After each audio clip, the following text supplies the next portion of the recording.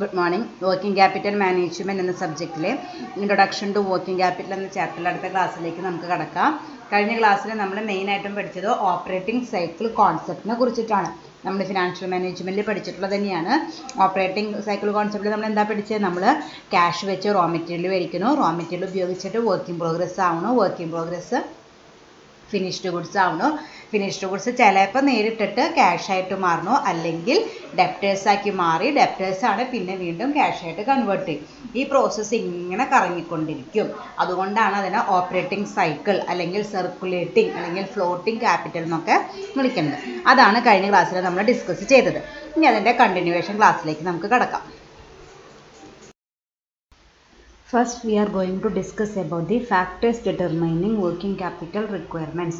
ഒരു ഓർഗനൈസേഷനിലെ ആവശ്യമായിട്ടുള്ള വർക്കിംഗ് ക്യാപിറ്റൽ റിക്വയർമെൻറ്റിനെ ഇൻഫ്ലുവൻസ് ചെയ്യുന്ന ഫാക്ടേഴ്സ്. അതായത് ഇപ്പോൾ നമ്മൾ എത്ര എമൗണ്ട് മെയിൻറ്റെയിൻ ചെയ്യണമെന്ന് തീരുമാനിക്കണമെങ്കിൽ നമ്മൾ കുറച്ച് ഫാക്ടേഴ്സ് നോക്കിയിട്ടാണ് ഡിസൈഡ് ചെയ്യുന്നത്.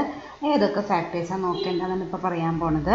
First one is nature of business. അതായത് ഇവിടെ നേച്ചർ ഓഫ് ബിസിനസ് ആണ് ഉദ്ദേശിക്കുന്നത്.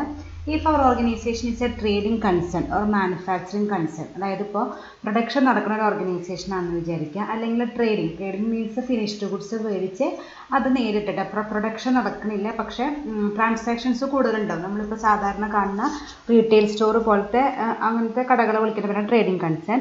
അങ്ങനത്തെ കൺസേണുകളാണെങ്കിൽ മാനുഫാക്ചറിങ് കൺസേൺ ആയിക്കോട്ടെ അല്ലെങ്കിൽ ട്രേഡിംഗ് കൺസേൺ ആയിക്കോട്ടെ, പ്രൊഡക്ഷൻ നടക്കുന്നതും അല്ലാത്തതുമായ കൺസേൺ ആണെങ്കിൽ അവിടെ ഡേ ടു ഡേ എക്സ്പെൻസസ് വളരെ കൂടുതലായിരിക്കും. മാനുഫാക്ചറിങ് ഓർഗനൈസേഷൻ നമുക്കറിയാം, റോ മെറ്റീരിയൽ വേണം, എംപ്ലോയീസ് കുറേ വേണ്ടി വരും, അവർക്കൊക്കെ വേജസ് കൊടുക്കണം, then other fixed asset, electricity, rent, water bill, അങ്ങനത്തെ സംഭവങ്ങളൊക്കെ കൂടുതൽ വരും. ദെൻ ട്രേഡിംഗ് കൺസേൺ ആണെങ്കിലും അവർക്ക് ഫിനിഷ്ഡ് ഗുഡ്സ് വാങ്ങണം, അപ്പോൾ ഡെപ്റ്റേഴ്സ് വരും. ദെൻ അവർക്ക് അവിടെ നിൽക്കുന്ന സ്റ്റാഫിന് എംപ്ലോയീസിന് സാലറി കൊടുക്കണം, അവിടെയും അത് ഫിക്സഡ് ഇലക്ട്രിസിറ്റി, റെൻറ്റ്, അങ്ങനത്തെ കാര്യങ്ങളൊക്കെ വരും. അപ്പോൾ ഇങ്ങനത്തെ ടൈപ്പ് ഓഫ് കൺസേൺ ആണെങ്കിൽ ഒരു ഫേം ആണെങ്കിൽ, എൻ്റെ ഫേം എന്ന് വെച്ചാൽ അവർക്ക് കൂടുതൽ വർക്കിംഗ് ക്യാപിറ്റൽ ആവശ്യമായിട്ട് വരും. കാരണം അവിടെ ഡേ ടു ഡേ എക്സ്പെൻസസ് വളരെ കൂടുതലാണ്, അവർക്ക് കൂടുതൽ വർക്കിംഗ് ക്യാപിറ്റൽ മെയിൻറ്റെയിൻ ചെയ്യേണ്ടതായിട്ട് വരും. അതേസമയം പബ്ലിക് യൂട്ടിലിറ്റി സർവീസസ് ആണെന്ന് വിചാരിക്കുക. ഫോർ എക്സാമ്പിൾ ട്രാൻസ്പോർട്ടിങ് ഇപ്പോൾ പബ്ലിക് ട്രാൻസ്പോർട്ട് എന്ന് വിചാരിക്കുക, അവർക്കൊക്കെ വർക്കിംഗ് ക്യാപിറ്റൽ ഒത്തിരി കുറച്ച് മതി. കാരണം അവരെല്ലാവരും ഡെയിലി ക്യാഷ് ബേസിസിൽ വർക്ക് ചെയ്യണവരാണ്. അപ്പോൾ അവർക്ക് ക്രെഡിറ്റ് ഒന്നും അധികം ഉണ്ടാവില്ല. ഇപ്പോൾ ഒരു ദിവസത്തെ ഇപ്പോൾ എംപ്ലോയീസിന് സാലറി കൊടുക്കാനായിട്ട് അവർക്ക് അന്നത്തെ വെഹിക്കിൾ ഓടിയിട്ടുള്ള കളക്ഷനിൽ നിന്ന് നമുക്ക് അവർക്ക് പേ ഓഫ് ചെയ്യാനായിട്ട് പറ്റും. അപ്പോൾ അവർ അതിന് വേണ്ടിയിട്ട് വേറെ വർക്കിംഗ് ക്യാപിറ്റൽ മെയിൻറ്റെയിൻ ചെയ്യേണ്ട ആവശ്യം ഇല്ല. അപ്പോൾ അതാണ് ഒന്നാമത്തെ ഫാക്ടർ എന്ന് പറയുന്നത്. If it is A trading or manufacturing concern, they require more amount of working capital, whereas if it is a public utility services, they require less amount of working capital. That is the first factor to be considered while determining working capital. Then second one is production cycle. നമ്മൾ ഇന്നലെ പഠിച്ചത് operating cycle ആട്ടാ, അതിലൊക്കെ വരും. Cash വെച്ച് raw material അത് മൊത്തത്തിൽ വരും. ഇവിടെ പറയുന്നത് പ്രൊഡക്ഷൻ സൈക്കിളാണ്. എന്ന് വെച്ചാൽ the time required to produce a product, അതായത് നമ്മൾ റോ മെറ്റീരിയൽ വാങ്ങി അത് ഫിനിഷ്ഡ് ഗുഡ്സ് ആയിട്ട് മാറാനുള്ള ആ ടൈം ഗ്യാപ്പിനെ വിളിക്കുന്ന പേരാണ് പ്രൊഡക്ഷൻ സൈക്കിൾ എന്ന് വിളിക്കുന്നത്. സപ്പോസ് നമ്മളിപ്പോൾ ഇന്ന് ജൂൺ 17 ഒരു സപ്ലയറുടെ കയ്യിൽ നിന്ന് നമ്മൾ റോ മെറ്റീരിയൽ വാങ്ങി എത്ര ദിവസം കഴിഞ്ഞിട്ടാണ് അത് നമ്മുടെ ഓർഗനൈസേഷനിൽ ഫിനിഷ്ഡ് ഗുഡ്സ് ആയിട്ട് മാറുന്നത്? ചിലപ്പോൾ ഒരാഴ്ച കഴിഞ്ഞിട്ടാവാം, ചിലപ്പോൾ 2 വീക്സ് അല്ലെങ്കിൽ 1 മന്ത്, എത്ര വേണമെന്നാവാം. അതിനെ വിളിക്കുന്ന പേരാണ് പ്രൊഡക്ഷൻ സൈക്കിൾ എന്ന് പറയുന്നത്. ഇനി നമ്മുടെ പ്രൊഡക്ഷൻ സൈക്കിളിൻ്റെ ലെങ്ത് കൂടും തോറും വർക്കിംഗ് ക്യാപിറ്റൽ റിക്വയർമെൻറ്റ്സ് കൂടും. കാരണം എന്താണെന്ന് വെച്ചാൽ സപ്പോസ് ഒരു പ്രൊഡക്റ്റ് ഒരാഴ്ചയുടെ പ്രൊഡക്ഷൻ തീരാണെങ്കിൽ അവർക്ക് അത്രയ്ക്ക് എക്സ്പെൻസാണ് വരണമല്ലോ. അതേസമയം 2 വീക്സ് എടുക്കുകയാണെങ്കിൽ ആ 2 ആഴ്ചത്തെ എക്സ്പെൻസ് അവർക്ക് മീറ്റ് ചെയ്യണം. 1 മന്ത് എടുക്കുകയാണെങ്കിൽ ആ ഒരു മാസത്തെ എക്സ്പെൻസ് അവർക്ക് മീറ്റ് ചെയ്യണം. അപ്പോൾ പ്രൊഡക്ഷൻ സൈക്കിളിൻ്റെ ലെങ്ത് കൂടും തോറും വർക്കിംഗ് ക്യാപിറ്റൽ റിക്വയർമെൻറ്റ് കൂടും. പ്രൊഡക്ഷൻ സൈക്കിളിൻ്റെ ലെങ്ത് കുറഞ്ഞാൽ വർക്കിംഗ് ക്യാപിറ്റൽ റിക്വയർമെൻറ്റും കുറയും. അതാണ് സെക്കൻഡ് ഫാക്ടറായിട്ട് പറയുന്നത് production cycle means time required for converting the raw material into finished goods. Then if the length is more, the working capital requirement is more and vice versa. Then third one is size of business. അത് പ്രത്യേകിച്ച് explain ചെയ്യേണ്ട ആവശ്യമില്ല. Big size ആണെങ്കിൽ, വലിയ company ആണെങ്കിൽ more working capital, ചെറിയ company ആണെങ്കിൽ less working capital. അപ്പോൾ സൈസിനും ഇൻഫ്ലുവൻസ് ചെയ്തിരിക്കും. Big organisations need huge amount of working capital, whereas small organizations need less amount of working capital. ആണ് തേർഡ് വൺ ആയിട്ട് പറഞ്ഞത്. Then fourth one turn over. Turnover means the speed with which the working capital is recovered by sale. നേരത്തെ നമ്മൾ എന്താ പഠിച്ച production cycle, raw material finished goods ആയിട്ട് മാറാനുള്ള time. ഇവിടെ വിളിക്കുന്നത് ടേൺ ഓവർ ആണ്. എത്ര സ്പീഡ് വെച്ചിട്ടാണ്, അതായത് working capital is recovered by sales, അതായത് നമ്മളിപ്പോൾ കാശ് ചിലവാക്കി റോ മെറ്റീരിയൽ മേടിച്ച് ഫിനിഷ്ഡ് ഗുഡ്സ് ആക്കി. നമ്മൾ ഇന്നലെ പഠിച്ചത് നമ്മുടെ ഓപ്പറേറ്റിംഗ് സൈക്കിൾ. ആ ഓപ്പറേറ്റിംഗ് സൈക്കിൾ കംപ്ലീറ്റ് ചെയ്യാനായിട്ട് എത്ര സമയമെടുക്കും? നമ്മൾ ക്യാഷ് ഉപയോഗിച്ച് റോ മെറ്റീരിയൽ മേടിച്ചു, ആ റോ മെറ്റീരിയൽ വർക്കിംഗ് പ്രോഗ്രസ് ആയി, ഫിനിഷ്ഡ് ഗുഡ്സ് ആയി, ഡെപ്റ്റേഴ്സ് ആയി, ദെൻ അത് കഴിഞ്ഞിട്ടാണ് നമുക്ക് എന്തായിട്ട് വരണുള്ളൂ? ക്യാഷായിട്ട്, സെയിൽസിലൂടെ ക്യാഷായിട്ട് തിരിച്ചു വരണുള്ളൂ. അതിനെടുക്കുന്ന ആ സമയത്ത് അതിനെ വിളിക്കുന്ന പേരാണ് ടേൺ ഓവർ എന്ന് വെച്ചാൽ speed with which working capital is recovered by sale. അതായത് എത്രയും പെട്ടെന്ന് നമ്മൾ റോ മെറ്റീരിയൽ മേടിച്ചിട്ട് എത്രയും പെട്ടെന്ന് പ്രൊഡക്ഷൻ നടത്തി ഫിനിഷ്ഡ് ഗുഡ്സ് ആക്കി അത് സെയിൽസ് നടത്തി ക്യാഷാക്കി കൺവേർട്ട് ചെയ്യാനായിട്ട് ശ്രമിക്കണം.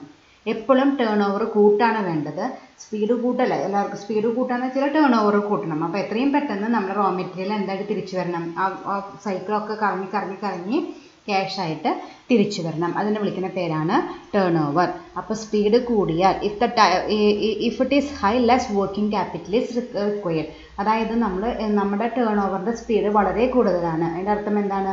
നമ്മൾ റോ മെറ്റീരിയൽ മേടിച്ചാൽ അത് എത്രയും പെട്ടെന്ന് നമ്മൾ ക്യാഷായിട്ട് തിരിച്ചു വരുന്നു. അപ്പം നമുക്ക് നമ്മുടെ കയ്യിൽ കുറച്ച് ക്യാഷ് മെയിൻറ്റെയിൻ ചെയ്താൽ മതി. എന്തെങ്കിലും ക്യാഷിന് എമർജൻസി വരാണെങ്കിൽ ഈ പ്രൊഡക്റ്റ് വിറ്റിയ കാശ് നമുക്ക് ഉപയോഗിക്കാനായിട്ട് പറ്റും. അപ്പോൾ turn over is high, that means less working capital is required. അതാണ് ഫോർത്ത് പോയിന്റ് ആയിട്ട് വരുന്നത്, turn over of the company. Turn over എന്ന് വെച്ചാൽ മനസ്സിലാന്ന് വിചാരിക്കുന്നു. നമ്മുടെ റോ മെറ്റീരിയൽ എത്രയും പെട്ടെന്ന് ക്യാഷാക്കി തിരിച്ചു വരാനുള്ള ആ ടൈം അത് കൂട്ടണം. കൂട്ടിയാലേ നമുക്ക് അതിൽ നിന്ന് തന്നെ ക്യാഷ് ഉണ്ടാക്കാം. വേറെ നമ്മൾ ക്യാഷ് മാറ്റി വെക്കേണ്ട ആവശ്യം വരുന്നില്ല. Then fifth one is terms of trade. Terms of trade ആണ് ഉദ്ദേശിക്കുന്നത്, നമുക്കറിയാം ക്യാഷ് പർച്ചേസ് ഉണ്ട്, ക്രെഡിറ്റ് പർച്ചേസ് ഉണ്ട്, ക്യാഷ് സെയിൽ ഉണ്ട്, ക്രെഡിറ്റ് സെയിൽ ഉണ്ട്. അതിൽ നമ്മളിപ്പോൾ ക്രെഡിറ്റ് പർച്ചേസും ക്യാഷ് സെയിലും ആണെങ്കിൽ, അതായത് നമ്മൾ മേടിക്കുന്നതൊക്കെ ക്രെഡിറ്റിനും വിൽക്കുന്നതൊക്കെ ക്യാഷിനുമാണെങ്കിൽ നമുക്ക് കുറവ് വർക്കിംഗ് ക്യാപിറ്റൽ മതി. കാരണം നമ്മൾ പർച്ചേസ് ചെയ്യുമ്പോൾ നമുക്ക് ഇമീഡിയറ്റ് ആയിട്ട് അവർക്ക് പേയ്മെൻറ്റ് കൊടുക്കണ്ട. നമുക്ക് എന്ത് ചെയ്യാം? ആ റോ മെറ്റീരിയൽ മേടിച്ചു കൊണ്ട് പോയി അത് നമ്മൾ ഫിനിഷ്ഡ് ഗുഡ്സ് ആക്കി മാറ്റി അത് നമ്മുടെ കസ്റ്റമേഴ്സിന് കൊടുക്കണം. അവിടെ നമ്മൾ ക്രെഡിറ്റ് സെയിൽ പറ്റില്ല. നമ്മളോട് അവർ പറയുകയാണ് റെഡി ക്യാഷിന് തന്നെ തരണമെന്ന് പറയാണ്. ആ ക്യാഷ് ഉപയോഗിച്ച് നമുക്ക് ആർക്ക് കൊടുക്കാം? നമുക്ക് സപ്ലൈക്ക് കൊടുക്കാനുള്ള, നമ്മൾ കൊടുക്കാനുള്ള കാശ് കൊടുത്തു തീർക്കാനായിട്ട് പറ്റും. അപ്പോൾ സപ്ലയർക്ക് കൊടുക്കാനായിട്ട് നമ്മൾ വേറൊരു സോഴ്സിൽ നിന്ന് നമ്മൾ ഫണ്ട് കണ്ടെത്തേണ്ട ആവശ്യമില്ല. ഇയാളുടെ കയ്യിൽ നിന്ന്, അതായത് കസ്റ്റമറുടെ കയ്യിൽ നിന്ന് ഈ മേടിക്കുന്ന ക്യാഷ് ഉപയോഗിച്ച് ആ എമൗണ്ട് നമ്മുടെ സപ്ലയർക്ക് കൊടുക്കാം. ഞാനൊരു എക്സാമ്പിൾ പറഞ്ഞുതരാം. സപ്പോസ് നമ്മൾ 10,000 റുപ്പീസിൻ്റെ റോ മെറ്റീരിയൽ മേടിച്ചെന്ന് വിചാരിക്കുക. ആ മേടിക്കുന്ന സമയത്ത് സപ്ലയറോട് പറയുക റെഡി ക്യാഷ് അല്ല, 2 മാസം അല്ലെങ്കിൽ 1 മന്തിനുള്ളിൽ ഞാൻ ക്യാഷ് തരാമെന്ന് പറയാം. എന്നിട്ട് എന്താ ചെയ്യുന്നത് വെച്ചാൽ ഈ റോ മെറ്റീരിയൽ ഉപയോഗിച്ച് നമ്മൾ പ്രൊഡക്ഷൻ നടത്തി ഫിനിഷ്ഡ് ഗുഡ്സ് ആക്കി കസ്റ്റമേഴ്സിന് വിൽക്കുക. Within 1 month. നമുക്ക് അയാൾക്ക് 1 മാസത്തിനുള്ളിൽ കൊടുക്കണമല്ലോ. അപ്പോൾ എത്രയും പെട്ടെന്ന് പ്രൊഡക്ഷൻ നടത്തി അത് ഫിനിഷ്ഡ് ഗുഡ്സ് ആക്കി മാർക്കറ്റിൽ എത്തിച്ച് കസ്റ്റമേഴ്സിന് കൊടുക്കുക. 1 മാസത്തിനുള്ളിൽ കൊടുത്തു. സപ്പോസ് അയാൾ കൊടുത്തത് 11,000 റുപ്പീസിനാണ് വിചാരിക്കുക. ആ 11,000 റുപ്പീസ് കിട്ടിയതിൽ നിന്ന് ഈ 10,000 റുപ്പീസ് എടുത്തിട്ട് നമ്മൾ 1 മാസം കഴിയുമ്പോൾ സപ്ലയർക്ക് കൊടുക്കണ്ടേ? ആ കാശ് കൊടുത്ത് തീർക്കുക. അങ്ങനെ ചെയ്താലേ നമുക്ക് സപ്ലയർക്ക് കൊടുക്കാനുള്ള ആവശ്യത്തിന് വേണ്ടി വേറെ ഫണ്ട് കണ്ടെത്തേണ്ട ആവശ്യമില്ല. ഈ കസ്റ്റമേഴ്സ് തരുന്ന ക്യാഷിൽ നിന്നും അവർക്ക് കൊടുക്കാനുള്ളത് എടുത്തിട്ട് ബാക്കിയുള്ള നമുക്ക് ലാഭമായിട്ട് എടുത്താൽ മതി. നേരത്തെ പറഞ്ഞ എക്സാമ്പിളിൽ 10,000 സപ്ലയർക്ക് കൊടുത്തു, ബാലൻസ് പ്രോഫിറ്റ് എനിക്ക് അപ്പോൾ എത്രയുണ്ട്? 1,000 ഉണ്ട്. അപ്പോൾ അതാണ് പറയുന്നത്, നമ്മൾ ക്രെഡിറ്റ് പർച്ചേസും ക്യാഷ് സെയിലുമാണ് ഫോളോ ചെയ്യണമെന്ന് വെച്ചാൽ നമുക്ക് ലെസ് വർക്കിംഗ് ക്യാപിറ്റൽ മതിയാവും. അതേസമയം നമ്മൾ ക്യാഷ് പർച്ചേസും ക്രെഡിറ്റ് സെയിലുമാണെന്ന് വിചാരിക്കുക.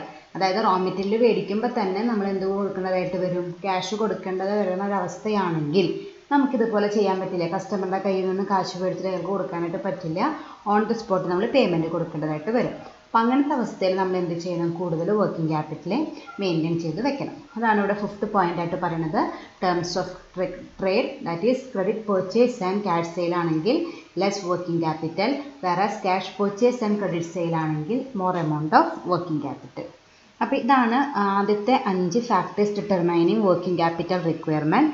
നേച്ചർ ട്രേഡിങ്ങിനും മാനുഫാക്ചറിനും more working capital, production cycle conversion of raw material into finished goods, longer the time, longer the higher the working capital size. Big organizations need huge amount of working capital. Turnover the speed with the working capital is recovered from sales. If the turnover ratio is high, less working capital is required. Then fifth one, terms of trade, that means credit purchase and cash sale, less amount of working capital is required. Then sixth factor is business cycle fluctuations. നമ്മൾ എക്കണോമിക്സിൽ പഠിച്ചിട്ടുണ്ട് business cycle എന്ന് പറയുന്നത് 5 stages ഉണ്ട്. അതിൽ രണ്ട് സ്റ്റേജാണ് ബൂമും ഡിപ്രഷനും. Boom എന്ന് പറയുകയാണെങ്കിൽ പോസിറ്റീവ് കണ്ടീഷൻ, ഡിപ്രഷൻ എന്ന് പറയുകയാണെങ്കിൽ നെഗറ്റീവ് കണ്ടീഷനാണ്. അപ്പോൾ ബൂമിലാണെങ്കിൽ നമുക്ക് പ്രൊഡക്റ്റിന് ഡിമാൻഡ് കൂടുതലായിരിക്കും, പ്രൊഡക്ഷൻ കൂടുതലായിരിക്കും, എല്ലാതും ഇൻക്രീസിങ് ആയിരിക്കും. അപ്പോൾ നമ്മൾ കൂടുതൽ ക്യാഷ് വർക്കിംഗ് ക്യാപിറ്റൽ മെയിൻറ്റെയിൻ ചെയ്യേണ്ടതായിട്ട് വരും. അതേസമയം ഡിപ്രഷൻ ആണെങ്കിൽ നെഗറ്റീവ് കണ്ടീഷനാണ്, നമുക്ക് പ്രൊഡക്റ്റിന് ഡിമാൻഡൊന്നും ഉണ്ടാവില്ല, ആരും പ്രൊഡക്റ്റ് വാങ്ങാനായിട്ട് വരുന്നില്ല. അപ്പോൾ നമ്മൾ പ്രൊഡക്ഷനൊന്നും അധികം കൂട്ടിയിട്ട് യാതൊരു കാര്യമില്ല. അപ്പോൾ നമുക്ക് വർക്കിംഗ് ക്യാപിറ്റൽ കുറവ് മെയിൻറ്റെയിൻ ചെയ്താൽ മതി. അതാണ് അടുത്ത ഫാക്ടർ എന്ന് പറയുന്നത് business cycle fluctuation. During boom period more working capital, during depression less working capital. കാരണം ബൂമിലെ പ്രൊഡക്റ്റുകൾക്കൊക്കെ ഡിമാൻഡ് കൂടുതലാണ്, പ്രൊഡക്ഷൻ കൂട്ടണം. ഡിപ്രഷനിലെ ഡിമാൻഡ് കുറവാണ്, പ്രൊഡക്ഷൻ കുറയ്ക്കണം. ഫസ്റ്റ് ഫാക്ടർ കഴിഞ്ഞു. The next one is nature and value of the product. ഇവിടെ value of the product കൊണ്ട് ഉദ്ദേശിക്കുന്നത് raw material ആയിട്ടാണ്. അതായത് നമ്മുടെ പ്രൊഡക്റ്റിന് റോ മെറ്റീരിയൽ കോസ്റ്റാണ് കൂടുതലെന്ന് വെച്ചാൽ നമുക്ക് കൂടുതൽ വർക്കിംഗ് ക്യാപിറ്റൽ വേണ്ടതായിട്ട് വരും. ചിലപ്പോൾ നമുക്ക് റോ മെറ്റീരിയൽ കോസ്റ്റ് വളരെ ചീപ്പാണെങ്കിൽ നമുക്ക് കുറവ് വർക്കിംഗ് ക്യാപിറ്റൽ മതി. അതായത് ഇപ്പോൾ നമ്മൾ ഉപയോഗിക്കുന്ന raw material easily available raw material ആണെങ്കിൽ അതിന് കമ്പാരറ്റീവ്ലി കോസ്റ്റ് കുറവായിരിക്കും, എളുപ്പത്തിൽ കിട്ടുന്നതാണ്. അപ്പോൾ അതിന് സപ്ലൈ കൂടുതലാണ്, അപ്പോൾ അതിന് പ്രൈസ് ഓട്ടോമാറ്റിക്കായിട്ട് കുറയും. അതേസമയം ഞാൻ ഉപയോഗിക്കുന്ന റോ മെറ്റീരിയൽ വളരെ റയറാണ്, സ്കേഴ്സ് ആണെങ്കിൽ അതിന് കോസ്റ്റ് കൂടുതലായിരിക്കും. അപ്പോൾ നമ്മൾ ഉപയോഗിക്കുന്ന റോ മെറ്റീരിയൽ കോസ്റ്റ് കൂടിയാൽ നമുക്ക് കൂടുതൽ വർക്കിംഗ് ക്യാപിറ്റൽ വേണം, കുറഞ്ഞാൽ കുറവ് വർക്കിംഗ് ക്യാപിറ്റൽ മതി. കാരണം ഒരു പ്രൊഡക്ഷന് ഏറ്റവും ഇമ്പോർട്ടൻ്റ് ആയിട്ടുള്ള എലമെൻറ്റും ഏറ്റവും കൂടുതൽ വേണ്ട എലമെൻറ്റും ഈ റോ മെറ്റീരിയലാണ്. അപ്പോൾ അതാണ് അതിൻ്റെ വർക്കിംഗ് ക്യാപിറ്റൽ റിക്വയർമെൻറ്റ് ഇൻഫ്ലുവൻസ് ചെയ്യുന്ന അടുത്ത ഫാക്ടർ എന്ന് പറയുന്നത്. റോ മെറ്റീരിയൽ കോസ്റ്റ് കൂടിയാൽ നമുക്ക് കൂടുതൽ വർക്കിംഗ് ക്യാപിറ്റൽ വേണം, കുറഞ്ഞാൽ കുറവ് വർക്കിംഗ് ക്യാപിറ്റൽ മതി. അതാണ് seventh one. Then eighth one seasonal fluctuations. നമുക്കറിയാം ഓൺ സീസൺ ഉണ്ട്, ഓഫ് സീസൺ ഉണ്ട്.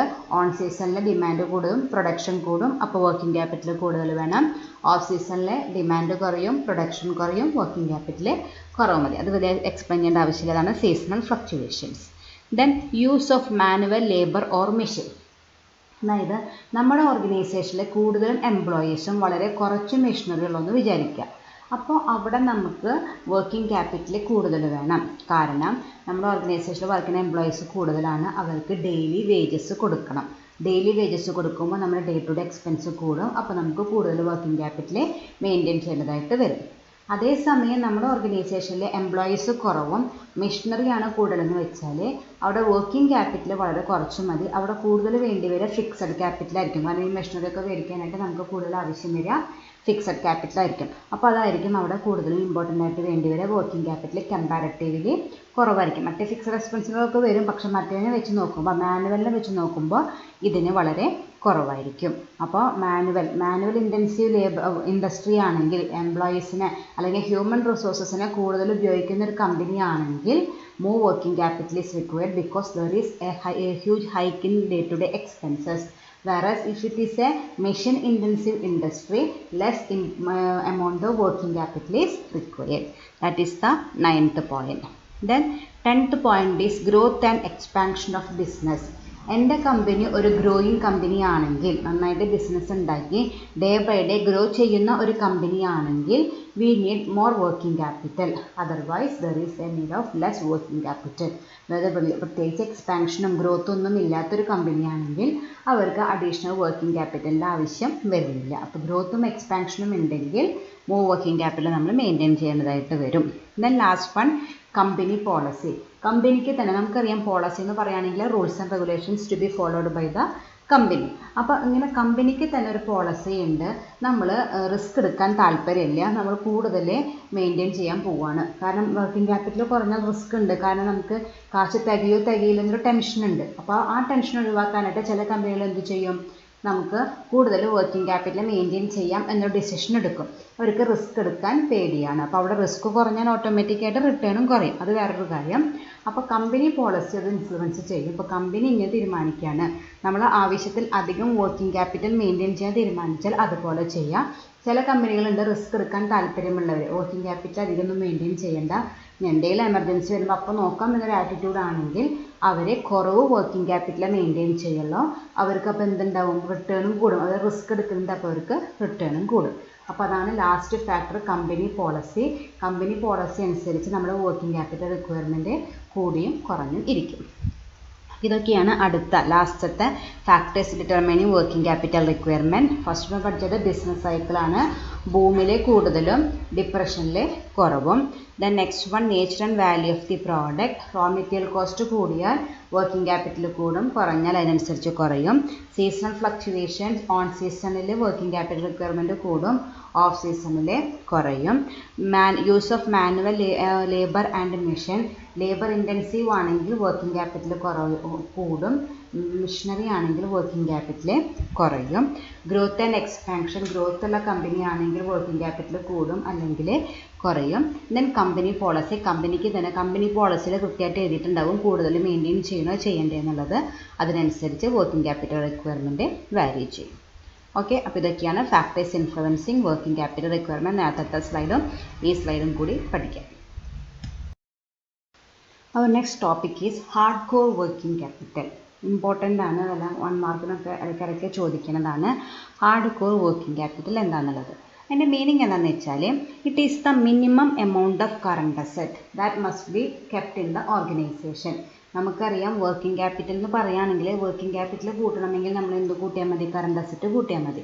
അപ്പോൾ വർക്കിംഗ് ക്യാപിറ്റൽ എന്ന് ഉദ്ദേശിക്കുന്നത് മെയിൻ ആയിട്ടും കറണ്ട് അസെറ്റുകളാണ്. നമ്മുടെ കമ്പനിയിൽ നമ്മൾ മെയിൻറ്റെയിൻ ചെയ്യുന്ന കറണ്ട് അസെറ്റിന് വിളിക്കുന്ന പേരാണ് വർക്കിംഗ് ക്യാപിറ്റൽ. നമ്മൾ നേരത്തെ പഠിച്ചു, 2 കോൺസെപ്റ്റ് നമ്മൾ പഠിച്ചതാണ്. അപ്പോൾ ഇവിടെ ഹാർഡ് കോർ വർക്കിംഗ് ക്യാപിറ്റൽ എന്ന് പറയുകയാണെങ്കിൽ നമ്മൾ മിനിമം ഇത്രയെങ്കിലും കറണ്ട് അസെറ്റ് നമ്മൾ മെയിൻറ്റെയിൻ ചെയ്യണം. സപ്പോസ് നമ്മൾ കമ്പനിയുടെ ഹാർഡ് കോർ വർക്കിംഗ് ക്യാപിറ്റൽ 10,000 ആണെങ്കിൽ അവിടെ ആ കമ്പനിയിൽ എന്തൊക്കെ ഫിനാൻഷ്യൽ ക്രൈസിസ് വന്നാലും ഒരിക്കലും അവരുടെ കറണ്ട് അസെറ്റ് എന്തിനും കുറയാൻ പാടില്ല, ഈ 10,000-നേക്കാളും കുറയാനായിട്ട് പാടില്ല. അതുകൊണ്ടാണ് ആ വാക്ക് ഹാർഡ് എന്ന് വെച്ചാൽ not flexible, hard core working capital, ഒരിക്കലും കുറയാൻ പാടില്ലാത്ത എമൗണ്ട് ഓഫ് വർക്കിംഗ് ക്യാപിറ്റലിനെ വിളിക്കുന്ന പേരാണ് ഹാർഡ് കോർ വർക്കിംഗ് ക്യാപിറ്റൽ. നമ്മൾ നേരത്തെ പറഞ്ഞ എക്സാമ്പിൾ 10,000 എപ്പോഴും നമ്മുടെ കമ്പനിയിൽ ഏതെങ്കിലും ഒരു ഫോം, ഒന്നല്ലെങ്കിൽ ക്യാഷ് ആവാം, ക്യാഷ് ഫോമിലാവാം, അല്ലെങ്കിൽ സ്റ്റോക്ക് ഫോമിലാവാം, അല്ലെങ്കിൽ ഡെപ്റ്റേഴ്സിലാവാം, ഏതെങ്കിലും ഒരു കറണ്ട് അസറ്റിൻ്റെ ഫോമിൽ നമ്മുടെ കയ്യിലുണ്ടായിരിക്കേണ്ട വർക്കിംഗ് ക്യാപിറ്റലിനെ വിളിക്കുന്ന പേരാണ് hard core working capital. It is recommended by Tandon committee. അതായത് ഫിനാൻഷ്യൽ മാനേജ്മെൻറ്റ് വർക്കിംഗ് ക്യാപിറ്റലിനെ കുറിച്ച് റെക്കമെൻഡ് ചെയ്യേണ്ട കുറേ കമ്മിറ്റികൾ ഫോം ചെയ്തിട്ടുണ്ട്. നമ്മൾ ഈ ചാപ്റ്ററിൻ്റെ ലാസ്റ്റ് പഠിക്കുന്നുണ്ട്. അതിലൊരു കമ്മിറ്റി ആയിരുന്നു ടാൻഡൻ കമ്മിറ്റി. ആ ടാൻഡൻ കമ്മിറ്റി റെക്കമെൻഡ് ചെയ്തതാണ് നമ്മുടെ ഓർഗനൈസേഷനിൽ hard core working capital maintain ചെയ്യണമെന്ന് ആ കമ്മിറ്റി റെക്കമെൻഡേഷൻ ആയിരുന്നു. അതിൻ്റെ മീനിങ് ആണ് പറയുന്നത്. It is the minimum amount of investment in raw material, work in progress, finished goods, stores and spares, accounts receivable and cash balance. ഞാൻ നേരത്തെ പറഞ്ഞത് current asset എന്ന് പറഞ്ഞൊന്നും കൂടി ഒന്ന് ഇലാബറേറ്റ് ചെയ്ത് പറഞ്ഞു എന്നല്ലോ. It is the minimum amount of investment. നമ്മൾ അറ്റ്ലീസ്റ്റ് അത്രയെങ്കിലും ഇൻവെസ്റ്റ്മെൻറ്റ് നടത്തിയിരിക്കണം. റോ മെറ്റീരിയലിലും, വർക്ക് ഇൻ പ്രോഗ്രസ്സിലും, ഫിനിഷ്ഡ് ഗുഡ്സിലും, സ്റ്റോർസ് ആൻഡ് സ്പെയർസിലും, അക്കൗണ്ട്സ് റിസീവബിളിലും, ക്യാഷ് ബാലൻസിലൊക്കെ അറ്റ്ലീസ്റ്റ് ഇത്രയെങ്കിലും നേരത്തെ പറഞ്ഞ എക്സാമ്പിളിൽ 10,000 ഇതൊക്കെ കൂട്ടിയാൽ 10,000 ഉണ്ടായിരിക്കണം. അതിനെ വിളിക്കുന്ന പേരാണ് hard core working capital. Then it is irreducible. ഒരു കാരണവശാലും അത് കുറയാനായിട്ട് പാടില്ല. 10,000-ൽ നിന്ന് 9,999 പോലും ആവാനായിട്ട് പാടില്ല. എപ്പോഴും നമ്മൾ 10,000 തന്നെ മെയിൻറ്റെയിൻ ചെയ്യണം. It is the minimum amount of current asset that must be kept at all times. എന്തൊക്കെ ഫിനാൻഷ്യൽ ക്രൈസിസ് ഉണ്ടായാലും കുഴപ്പമില്ല, നമ്മൾ ആ hard core working capital amount എപ്പോഴും നമ്മൾ മെയിൻറ്റെയിൻ ചെയ്തിരിക്കണം. Then this amount is determined by considering sales, production policy, financial policy, technology, etc. യാതൊരു നിർബന്ധവുമില്ല ഇത്ര രൂപ തന്നെ മെയിൻറ്റെയിൻ ചെയ്യണമെന്ന്. നമുക്ക് ഇപ്പോൾ 100 രൂപയെ ഹാർഡ് കോർ ആയിട്ട് മെയിൻറ്റെയിൻ ചെയ്യാൻ പറ്റുള്ളൂ, അത് മെയിൻറ്റെയിൻ ചെയ്താൽ മതി. ചിലർ 1,00,000 മെയിൻറ്റെയിൻ ചെയ്യുന്നുണ്ട്, അത് അവർ മെയിൻറ്റെയിൻ ചെയ്തോട്ടെ. അപ്പം മിനിമം ഇത്ര എമൗണ്ട് ഒന്നുമില്ല. ഒരു കമ്പനി തീരുമാനം എടുത്താൽ ഇപ്പോൾ 100 ആണ് ഞാൻ എൻ്റെ ഹാർഡ് കോറിന് തീരുമാനം എടുത്താൽ അതൊരിക്കലും കുറയാനായിട്ട് പാടില്ല. അത്രയേ ഉള്ളൂ. അല്ലാണ്ട് നിങ്ങൾ നിർബന്ധമായിട്ടും ഇത്ര എമൗണ്ട് ഹാർഡ് കോർ മെയിൻറ്റെയിൻ ചെയ്യണമെന്ന് ഒരിക്കലും പറഞ്ഞിട്ടില്ല. പക്ഷെ നമ്മൾ വൺസ് ഇത് ഫിക്സ് ചെയ്ത് കഴിഞ്ഞാൽ പിന്നെ അതിൽ നിന്ന് കുറയാനായിട്ട് പാടില്ല. ദെൻ ആ എമൗണ്ട് ഫിക്സ് ചെയ്യണത് by considering sales, production policy, financial policy, technology etcetera. നമ്മുടെ കമ്പനിയിലുള്ള സെയിൽസിൻ്റെയും പ്രൊഡക്ഷൻ്റെയും ഫിനാൻഷ്യൽ പോളിസിയും എല്ലാം നോക്കിയിട്ടാണ് നമ്മൾ എത്ര എമൗണ്ടാണ് ഹാർഡ് കോർ വർക്കിംഗ് ക്യാപിറ്റലായിട്ട് മെയിൻറ്റെയിൻ ചെയ്യേണ്ടതെന്ന് ഡിസൈഡ് ചെയ്യാനായിട്ട്. അപ്പോൾ ഇത് ജസ്റ്റ് ചെറിയൊരു ഷോർട്ട് ആൻസറായിട്ട് ചോദിക്കാൻ പറ്റാവുന്നൊരു ചോദ്യമാണ്. What is hard core working capital? It is the minimum amount of investment in current asset in any form. Current അസറ്റിൻ്റെ ഏതെങ്കിലും ഒരു ഫോമിൽ നമ്മൾ മെയിൻറ്റെയിൻ ചെയ്യുന്ന കറണ്ട് അസറ്റിൻ്റെ മിനിമം എമൗണ്ടിനെ വിളിക്കുന്ന പേരാണ് ഹാർഡ് കോർ വർക്കിംഗ് ക്യാപിറ്റൽ. ഒരു കാരണവശാലും അതിൽ നിന്ന് കുറയാനായിട്ട് പാടില്ല. ടാൻഡിങ് കമ്മിറ്റിയാണത് റെക്കമെൻഡ് ചെയ്ത് തന്നത്. അപ്പോൾ ഇത്രയ്ക്ക് ഇതൊന്നും നിർക്കുന്നുള്ള അതിൽ നമ്മൾ ഇത് ചോദിച്ചു കണ്ടിട്ടുണ്ട്. ഏറ്റവും ഇമ്പോർട്ടൻ്റ് നമ്മൾ നേരത്തെ പഠിച്ചതാണ് ഫാക്ടേഴ്സ് ഡിറ്റർമൈനിങ് വർക്കിംഗ് ക്യാപിറ്റൽ. വളരെ ഇമ്പോർട്ടൻ്റ് ആണ്. എസ്സേക്ക് ഒരു തവണ ചോദിച്ചിട്ടുണ്ട്. അപ്പോൾ ഒന്ന് കുറച്ചും കൂടി ഇലാബറേറ്റ് ആയിട്ട് എഴുതാം. റിപ്പീറ്റ് ചെയ്ത് ചോദിക്കുന്ന ഒരു ചോദ്യമാണ്. വളരെ ഇമ്പോർട്ടൻ്റ് ആണ്. അതനുസരിച്ച് പഠിച്ചു വയ്ക്കാം. So today's first topic is management of working capital. What is the meaning of management of working capital? Working capital simply means management of working capital. രണ്ടും ഒന്ന് തന്നെയാണ്. വർക്കിംഗ് ക്യാപിറ്റൽ മാനേജ്മെൻറ്റ് എന്ന് പറഞ്ഞാലും മാനേജ്മെൻറ്റ് ഓഫ് വർക്കിംഗ് ക്യാപിറ്റൽ എന്ന് പറഞ്ഞാലും same തന്നെയാണ്. നമ്മുടെ കമ്പനിയിൽ ഉപയോഗിക്കുന്ന വർക്കിംഗ് ക്യാപിറ്റൽ, അതായത് day to day expense meet ചെയ്യാനായിട്ട് നമ്മൾ മാറ്റി വെച്ചിരിക്കുന്ന വർക്കിംഗ് ക്യാപിറ്റലിനെ പ്രോപ്പറായിട്ട് മാനേജ് ചെയ്യുന്ന വിളിക്കുന്ന പേരാണ് management of working capital. In other words it is the management of current asset and current liability. നമുക്കറിയാം വർക്കിംഗ് ക്യാപിറ്റൽ എന്ന് പറയുകയാണെങ്കിൽ കറണ്ട് അസറ്റും കറണ്ട് ലയബിലിറ്റി നമ്മൾ ഡിഫറൻസ് നമ്മൾ നെറ്റ് കോൺസെപ്റ്റ് പ്രകാരം പഠിച്ചിട്ടുണ്ട്. അപ്പോൾ വർക്കിംഗ് ക്യാപിറ്റൽ മാനേജ്മെൻറ്റ് എന്ന് പറയുകയാണെങ്കിൽ നമുക്ക് വേറെ ഇതിൽ എന്തെങ്കിലും പറയാം. It is the management of current asset and current liability. അപ്പോൾ it is the management of current asset and current liability. ഞാൻ ഇവിടെ ഒരു ഡെഫിനിഷൻ പറഞ്ഞിട്ടുണ്ട്, അത് പഠിച്ചു വെക്കണം. Working capital management is concerned with the problem that arise in attempting to manage the current asset, current liabilities and the interrelationship that exists between them. അതായത് working capital management എന്ന് പറയുകയാണെങ്കിൽ നമ്മുടെ കമ്പനിയുടെ കറണ്ട് അസറ്റും കറണ്ട് ലയബിലിറ്റിയും പ്രോപ്പറായിട്ട് manage ചെയ്യുമ്പോൾ നമുക്ക് ഉണ്ടാകുന്ന problems ഉണ്ടാവും. അത് പ്രോപ്പറായിട്ട് മാനേജ് ചെയ്യുകയും ദെൻ ഈ കറണ്ട് അസറ്റും കറണ്ട് ലയബിലിറ്റിയും തമ്മിൽ റിലേഷൻഷിപ്പ് ഉണ്ട്. അതായത് കറണ്ട് ലയബിലിറ്റി ഉപയോഗിച്ചിട്ടാണ് നമ്മൾ കറണ്ട് അസറ്റ് വാങ്ങുന്നത്. അതായത് നമ്മൾ ഷോർട്ട് ടേം ഫിനാൻസായ കറണ്ട് ലയബിലിറ്റി ഉപയോഗിച്ചിട്ടാണ് നമ്മൾ കറണ്ട് അസറ്റുകൾ വാങ്ങുക. അപ്പോൾ അത് തമ്മിലുള്ള റിലേഷൻഷിപ്പും ഇതൊക്കെ മാനേജ് ചെയ്യുമ്പോൾ നമ്മൾ ഫേസ് ചെയ്യുന്ന പ്രോബ്ലംസ് ഓവർകം ചെയ്യുന്നതിനെ വിളിക്കുന്ന പേരാണ് working capital management. It is concerned with the problems that may arise in attempting to manage the current asset, current liability and their interrelationship that exists between them. Smith എന്ന് പറഞ്ഞ ആൾ പറഞ്ഞ ഡെഫിനിഷനാണ്. അപ്പോൾ അത് കൃത്യമായിട്ട് പഠിച്ചു വയ്ക്കുക. നമ്മുടെ കമ്പനിയിലത്തെ കറണ്ട് അസറ്റും കറണ്ട് ലയബിലിറ്റിയും പ്രോപ്പറായിട്ട് മാനേജ് ചെയ്യുമ്പോൾ, അതുപോലെ അവരുടെ ഇൻ്റർ റിലേഷൻഷിപ്പ് പ്രോപ്പറായിട്ട് ഹാൻഡിൽ ചെയ്യുമ്പോൾ എറൈസ് ചെയ്യുന്ന പ്രോബ്ലംസ് ഹാൻഡിൽ ചെയ്യുന്ന പേരാണ് വർക്കിംഗ് ക്യാപിറ്റൽ മാനേജ്മെൻറ്റ്. ഇനി ഇതിന് മെയിനായിട്ടും 2 ഒബ്ജക്റ്റീവാണുള്ളത്. എന്തിനാണ് മാനേജ്മെൻറ്റ് ഓഫ് വർക്കിംഗ് ക്യാപിറ്റൽ നമ്മൾ നടത്തുന്നതെന്ന് വെച്ചാൽ four meeting this ട്വൻ objective. First one is maintenance of working capital. നമ്മുടെ കമ്പനിയിൽ മാറ്റി വെച്ചിരിക്കുന്ന വർക്കിംഗ് ക്യാപിറ്റൽ പ്രോപ്പറായിട്ട് മെയിൻറ്റെയിൻ ചെയ്ത് പോവുക. കൂടുതലും വേണ്ട, കുറവും വേണ്ട, എക്സാക്റ്റ് നമ്മളെപ്പോഴും മെയിൻറ്റെയിൻ ചെയ്യണം. അപ്പോൾ അത് മെയിൻറ്റെയിൻ ചെയ്യാനായിട്ട് നമ്മൾ ഹെൽപ്പ് ചെയ്യുന്നത് മാനേജ്മെൻറ്റ് ഓഫ് വർക്കിംഗ് ക്യാപിറ്റലാണ്. Then availability of sufficient fund at the time of need. അപ്പോൾ ആദ്യത്തെ ഒബ്ജക്റ്റീവ് എന്തായിരുന്നു? ആവശ്യത്തിനുള്ള ഫണ്ട് മാത്രം നമ്മൾ മെയിൻറ്റെയിൻ ചെയ്താൽ മതി. രണ്ടാമത്തെ ഒബ്ജക്റ്റീവ് എന്ന് പറയുന്നത് എന്നിട്ട് നമുക്ക് ഷോർട്ടേജ് ഉണ്ടാവാനായിട്ട് പാടില്ല. അപ്പോൾ നമ്മൾ ആദ്യത്തെ ഒബ്ജക്റ്റീവ് സാറ്റിസ്ഫൈ ചെയ്യാൻ വേണ്ടി നമ്മൾ കുറച്ച് വർക്കിംഗ് ക്യാപിറ്റൽ മെയിൻറ്റെയിൻ ചെയ്താൽ നമുക്കുണ്ടാകുന്ന ബുദ്ധിമുട്ട് എന്താണെന്ന് വെച്ചാൽ ചിലപ്പോൾ നമുക്ക് ക്യാഷ് തികയാണ്ട് വരും. അപ്പോൾ രണ്ടും കോൺട്രഡിക്ടറി ആണ്. ആദ്യത്തത് ഒന്നാമത്തെ സാറ്റിസ്ഫൈ ചെയ്യുമ്പോൾ ചിലപ്പോൾ രണ്ടാമത്തെ സാക്രിഫൈസ് ചെയ്യേണ്ടി വരും, രണ്ടാമത്തെ സാറ്റിസ്ഫൈ ചെയ്യുമ്പോൾ ഒന്നാമത്തെ സാക്രിഫൈസ് ചെയ്യേണ്ടി വരും. അതായത് ഒന്നാമത്തെ ഒബ്ജക്റ്റീവ് സാറ്റിസ്ഫൈ ചെയ്യാൻ വേണ്ടിയിട്ട് ചിലപ്പോൾ നമ്മൾ കുറച്ച് എമൗണ്ട് ആണ് വർക്കിംഗ് ക്യാപിറ്റലായിട്ട് മാറ്റി വയ്ക്കുക. അപ്പോൾ നമുക്ക് രണ്ടാമത്തെ ഒബ്ജക്റ്റിനെ അത് ബാധിക്കും. ചിലപ്പോൾ എമർജൻസി സമയത്ത് നമുക്ക് ക്യാഷ് ഇല്ലാത്തത് വരും. എന്നാൽ ശരി, രണ്ടാമത്തെ ഒബ്ജക്റ്റീവ് സാറ്റിസ്ഫൈ ചെയ്യാൻ വേണ്ടിയിട്ട് നമ്മൾ കൂടുതൽ വർക്കിംഗ് ക്യാപിറ്റൽ മെയിൻറ്റെയിൻ ചെയ്താൽ അപ്പോൾ ഒന്നാമത്തെ ഒബ്ജക്റ്റീവ് നമുക്ക് സാറ്റിസ്ഫൈ ചെയ്യാനായിട്ട് പറ്റില്ല. അപ്പോൾ ഇത് രണ്ടും തമ്മിലൊരു ബാലൻസ് ചെയ്ത് പോകുന്നതാണ് പ്രോപ്പർ വർക്കിംഗ് ക്യാപിറ്റൽ മാനേജ്മെൻറ്റ് എന്ന് പറയുന്നത്. അപ്പോൾ ഇതാണ് രണ്ട് ഒബ്ജക്റ്റീവായിട്ട് പറയുന്നത്, maintenance of working capital and availability of sufficient fund at the time of need. ഇത്രയ്ക്കുള്ള മാനേജ്മെൻറ്റ് വർക്കിംഗ് ക്യാപിറ്റലിനെ കുറിച്ച് പറയുകയാണെങ്കിൽ, ജസ്റ്റ് പറയുകയാണെങ്കിൽ management of current asset and current liability, two objective maintenance of working capital and availability of sufficient fund at the time of need. Okay, next is importance of working capital management. എങ്ങനെയാണ് ഒരു കമ്പനിക്ക് working capital management ഇത്ര important ആണെന്ന് പറയാൻ കാരണങ്ങൾ.